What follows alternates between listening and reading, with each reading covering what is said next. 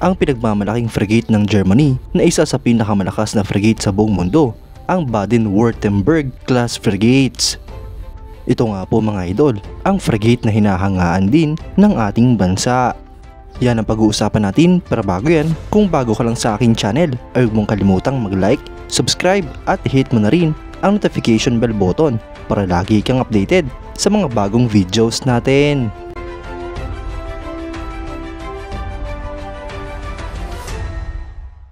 Ang barkong ito mga idol ay dinisenyo para sa low and medium intensity maritime stabilization operations, kung saan ito nga po ay nagpo-provide ng sea-to-land tactical fire support, asymmetric threat control sa karagatan at suporta sa special forces.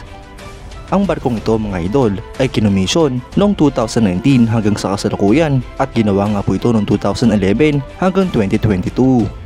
4 na units nga po ang planong gawin, lahat nga po ito na kompleto at lahat ay aktibo sa German Navy. Ang frigate na ito mga idol ay may displacement na 7,200 tons, may haba nga po itong 150 meters, beam na 18.80 meters at draft na 5.40 meters. Ang propulsion nga po nito mga idol ay isang 20 megawatt gas turbine, dalawang 4.7 megawatt electric motors at 4 na 2.9 megawatt diesel generators. Meron nga din po itong 3 gearboxes at 2 shafts. Ang maximum speed nga po nito mga idol ay 20 knots at may range na 4,000 nautical miles. Para naman nga po sa boats and landing craft carried ay meron nga po itong 4 na 11 meter rigid hull inflatable boats. May complement nga po ito na 190. Kumpleto nga rin po ito sa sensors and processing systems tulad ng radar, navigation radars, detection sonar at marami pang iba. Ang electronic warfare and decoys naman nga po nito mga idol ay isang TKWA MASS multi-ammunitions soft kill system. Para naman sa armament mga idol ay meron nga po itong isang 127mm lightweight auto Breda naval gun. Meron din dalawang 27mm MLG 27 remote controlled autocannons, 5 12.7mm high troll NT remote controlled machine guns turret, dalawang 12.7mm heavy machine guns na manually controlled, at mga close-in weapon systems tulad ng dalawang Ram Block 2 launchers na 21 missiles ang bawat isa, mga anti-ship missiles tulad ng 8 RGM-84 Harpoon anti-ship missiles at marami pang iba. Ang aircraft carried naman ito mga idol ay dalawang NH-90 helicopters.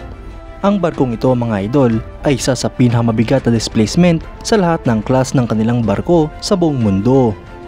Ito nga po ang pumalit sa mga Bremen class ships ng Germany. Ang Bremen class mga idol ay ginawa pa noong Cold War era.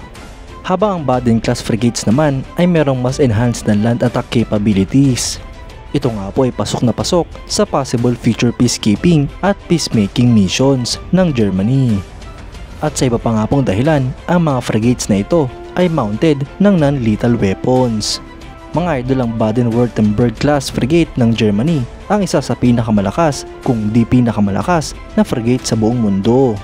Marami nga po ang mga bansang humahanga dito dahil sa kanyang capabilities. Ang mga armas at kagamitan nga pong ginagamit ng barkong ito ay mga moderno, bago at talaga nga namang maaasahan. Kaya't isa nga po ang barkong ito sa tinitingalang barko ng Pilipinas. Sana nga po mga idol ay ganitong klaseng barko rin ang mabili ng ating bansa sa hinaharap. Ayon nga po sa plano ng modernization program ay plano pang bumili ng Pilipinas ng mga karagdagang frigates.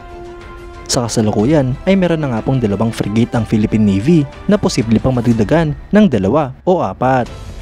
Kaya tinitignan nga po ng Pilipinas ang iba't ibang klase ng frigate sa buong mundo na posible nilang bilhin. Wala nga pong imposible mga idol, at anong malay natin na baka ganitong klaseng barko na ang bibilhin ng Philippine Navy. Kayo mga idol, anong masasabi nyo? Comment down below for your thoughts and opinions. At yan nga lang po ang pag-uusapan natin ngayon mga idol. Maraming salamat sa panonood. Huwag nyo rin kalimutang mag-like at subscribe bilang suporta sa ating channel.